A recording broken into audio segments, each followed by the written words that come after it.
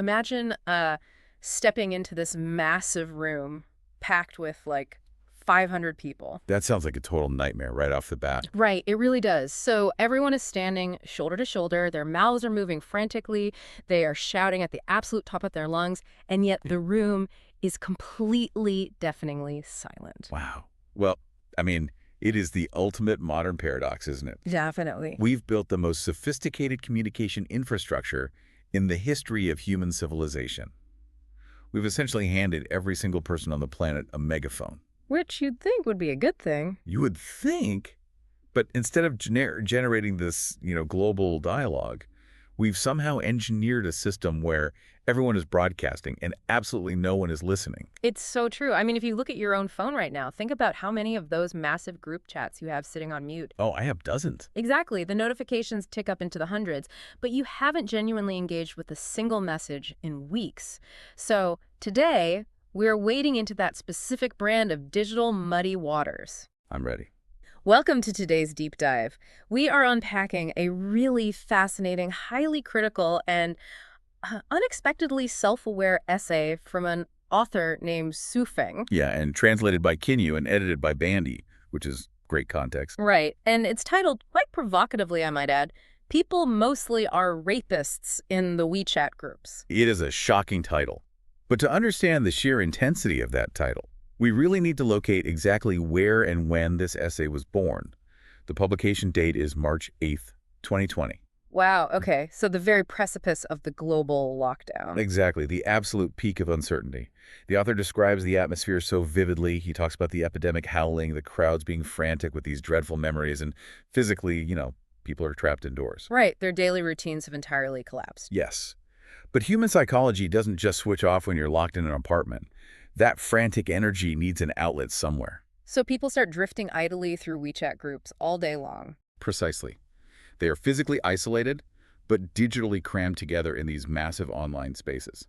So the author decides to run this simple social experiment, right? Just to see what actually happens in these digital pressure cookers. Yeah, and I love how he approaches it. He brings this incredibly old school, polite internet etiquette with him. He enters a group of nearly 500 people, and his very first message is this formal, greetings and blessings to all friends here.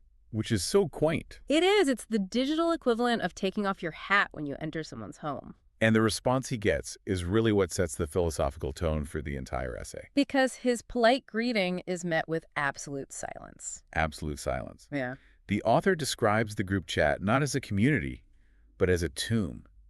He literally calls it an empty valley that provides absolutely no echo. Okay, wait, let me push back on that framing for a second, though. Sir. If there are 500 people actively online in that specific group and they are constantly posting, it objectively isn't silent. Technically, no. Right. Mathematically, someone is typing at all times. So how can he call a frantic, buzzing chat room a tomb? Well, what's fascinating here is the distinction between an absence of messages and an absence of actual communication. Oh, interesting. Yeah, the silence he's describing is the failure of human connection.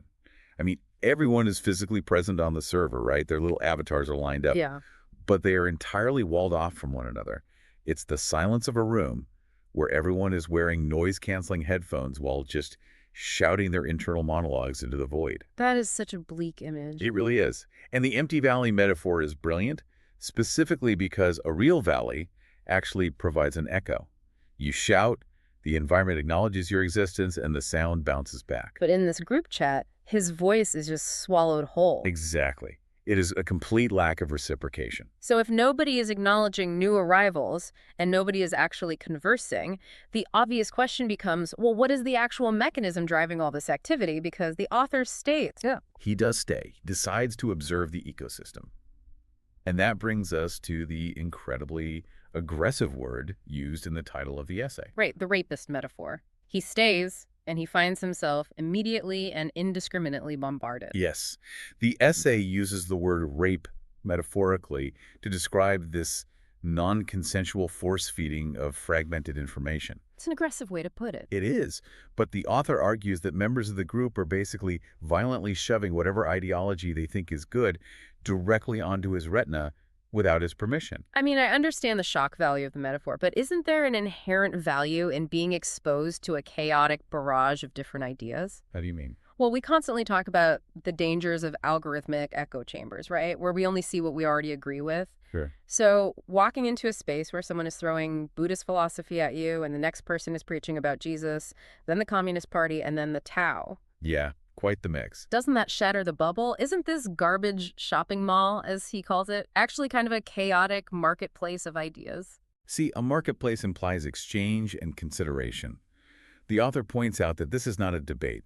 There is no synthesis occurring here at all. So they're just talking past each other. Completely. Ah, A chaotic barrage only shatters your bubble if the people throwing the ideas are willing to engage with your response.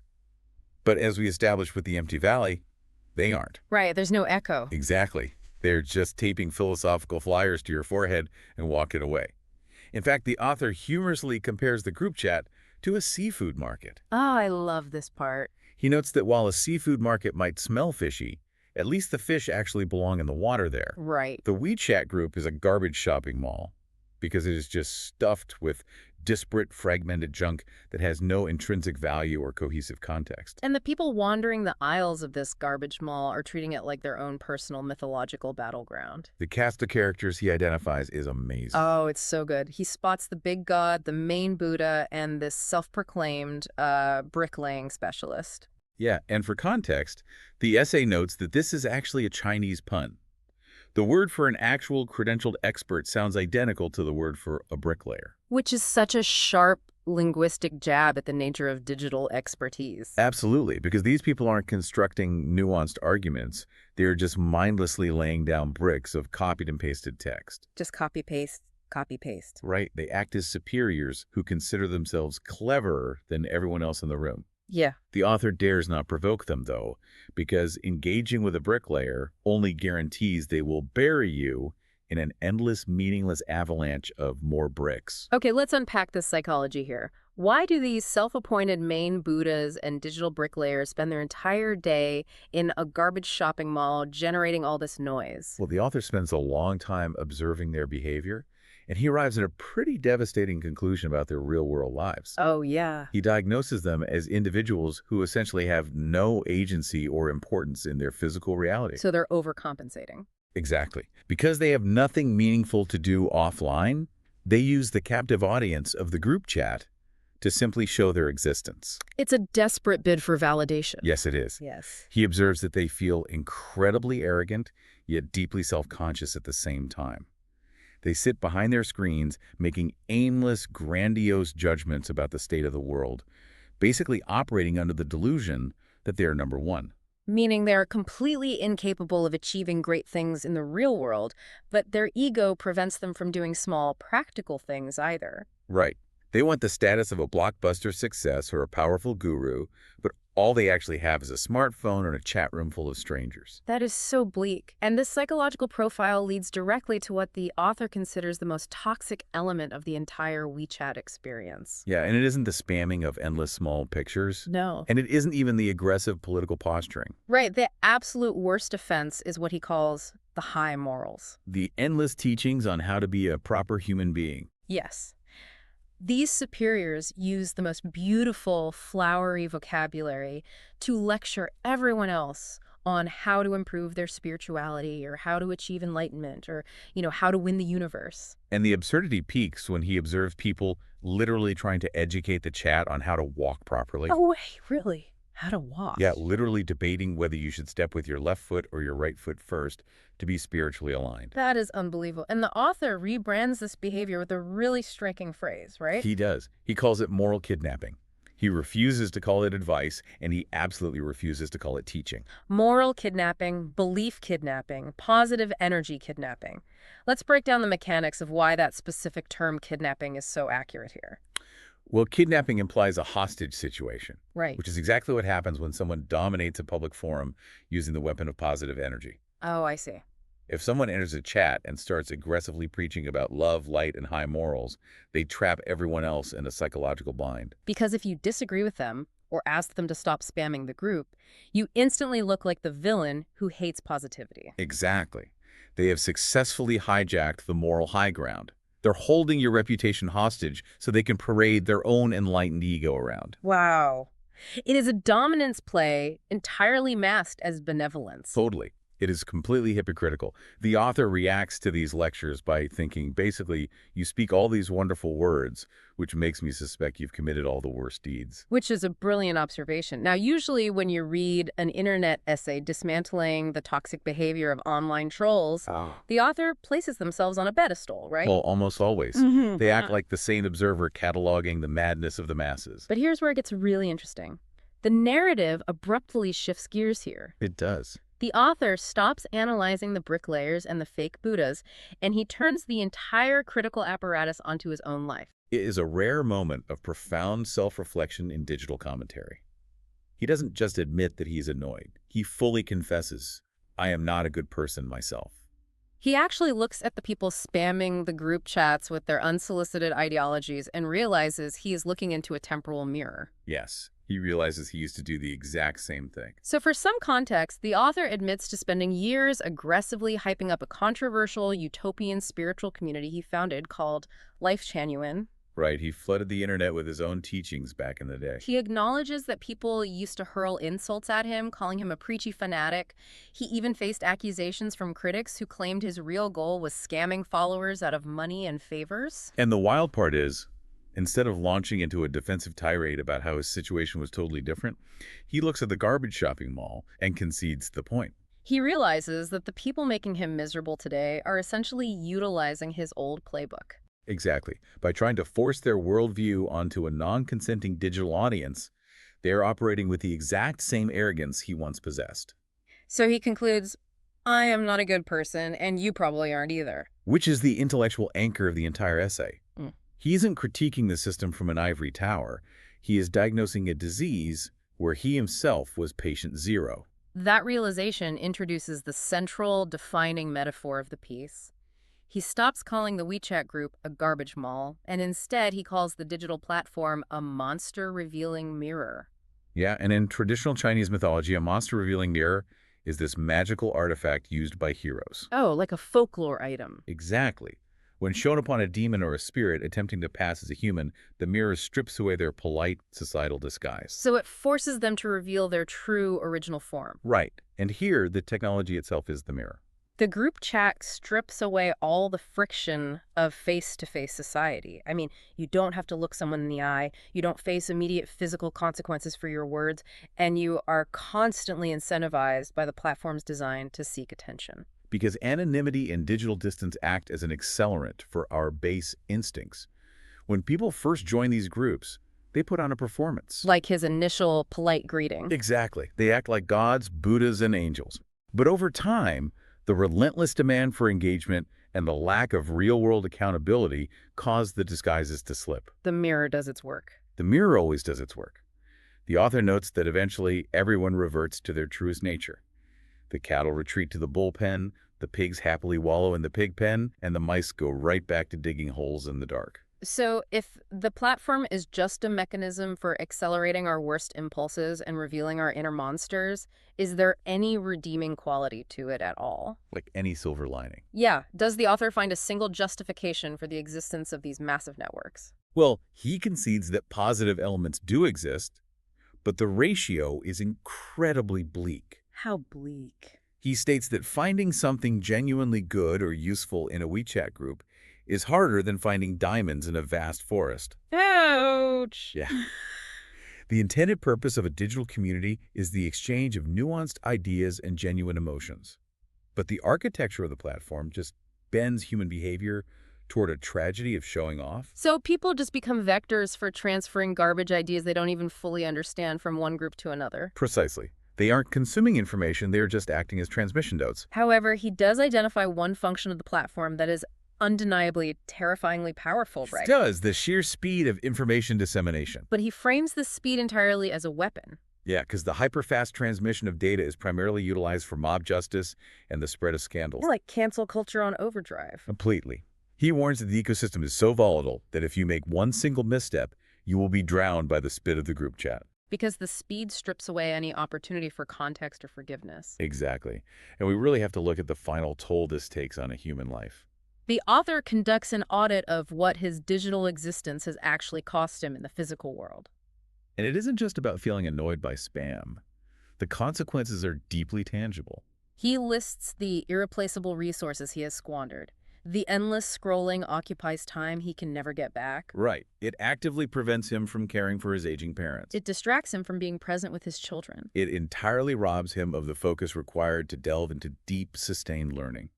He basically traded his physical reality for a mirage of digital importance. And he uses this incredibly visceral phrase to describe what heavy internet users become. He calls them walking corpses with indigestion. Oh, such a striking image. Let's unpack the mechanism of that indigestion. Well, indigestion implies that you are constantly eating, but gaining absolutely no nutritional value. Oh, man. Right. In the digital realm, we are gorging ourselves on thousands of fragmented headlines, memes, and out-of-context arguments every single day. But because the information is disjointed and lacks depth, our brains cannot digest it into actual knowledge or wisdom. We are bloated with data, but entirely starved of meaning. He also likens users to parrots. Birds capable only of mimicking the sounds of others without comprehending the words. Exactly. And the ultimate tragedy of his audit is the emotional realization. Despite spending his entire day surrounded by hundreds of shouting avatars, he discovers that the platform has transformed him into a depressed and lonely person. Standing in the middle of a very busy place. That is the core paradox we started with, the noise-canceling headphones. You can be in a room with 500 people, but if none of them are willing to listen to you, the isolation is actually far more profound than if you were simply sitting alone in an empty house. It really is. So, faced with this profound isolation and the realization that he is standing in front of a monster-revealing mirror, what is his solution? Well, he doesn't try to draft new rules for the group chat, I'll tell you that. Right, he doesn't try to become a better digital moderator to clean up the garbage mall. No, his solution is absolute withdrawal. He declares, WeChat group, I am afraid of you. I must run away from you quickly. He executes a triumphant escape back into physical reality. He ends his essay with this brilliant, defiant thought, hiding in my building, who cares what season it is? I love that line. By choosing to hide in his building, he is actively reclaiming his agency. Yeah. He is prioritizing the tangible walls of his physical life over the chaotic, ego-driven pseudo-connection of the internet. It is a recognition that true peace requires disconnecting from the machine that demands your constant performance. And if we connect this to the bigger picture, the core takeaway here operates on a level much deeper than just, put your phone down. Right. The framework the author provides is about evaluating the very nature of our communication. Because when the ease of broadcasting a message drastically outweighs the effort required to truly understand someone else, the technology stops being a tool for connection. And it becomes a drain on our humanity. The easier it is to speak to 500 people at once, the less likely it is that you're actually saying anything of value. The essay forces us to recognize that participating in these massive, noisy echo chambers often makes us complicit. We either become the aggressors, forcing our unsolicited positive energy and unverified links onto a captive audience, or we willingly submit to being the victims of that same bombardment. It is a zero-sum game that trades our limited time and attention for the illusion of community. And recognizing that dynamic, admitting, as the author did, that we are often part of the problem, is the required first step toward taking our mental clarity back. We have to critically evaluate our digital spaces. We have to ask ourselves, am I participating in an actual community where ideas are exchanged and digested? Or am I just wandering the aisles of a garbage shopping mall waiting for my turn to shout? Well, we'll leave you with this final framework to test your own digital life today. If every group chat, forum, and social feed you participate in is truly a monster-revealing mirror, A technology that slowly burns away the polite fictions of society to expose our most raw, unfiltered instincts. what exact reflection is your digital footprint broadcasting to the world right now? A difficult but incredibly necessary audit of our own behavior. Thank you for wading into the digital muddy waters with us on this deep dive. Stay curious, fiercely protect your mental space, and hey, perhaps use this as the perfect excuse to finally leave a few of those muted group chats today. We'll catch you next time.